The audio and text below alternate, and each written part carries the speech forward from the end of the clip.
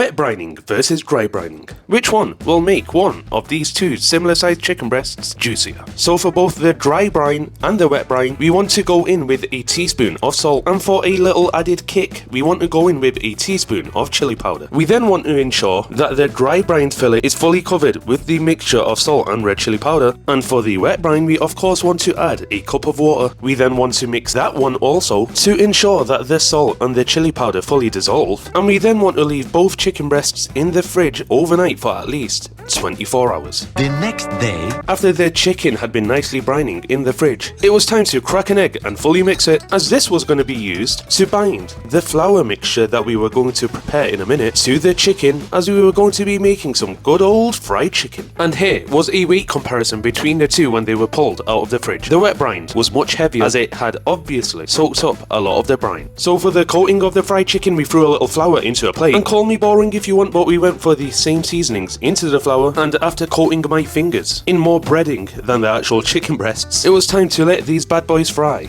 until they were fully cooked. Here were both chicken breasts when they were out of the oil. Both chicken breasts looked very good and crispy on the outside, but after letting both sit around for about 10 minutes, the coating of the dry brine chicken was still very dry and crispy, but the coating of the wet brine chicken was starting to become just a tad soggy as some brine started to leak out. But let's look at how both are on the inside. Here was the dry brine one, looking very juicy on the inside, and the fibers of the chicken had still remained mostly intact, so it still felt like you were eating a proper chicken breast. And here was the wet brine fillet, looking way juicier. And my advice would be, if you want to stop the brine from leaking out and making your coating just a tad soggy, just eat your wet brine fillet about 5 minutes later. It will still be just as crispy as the dry brine one, but if you're planning on letting your chicken sit around for about half an hour or an hour, then dry brine it of course. But after testing both out, I can definitely say that the wet brine chicken was much juicier, and this is the method that I would always choose.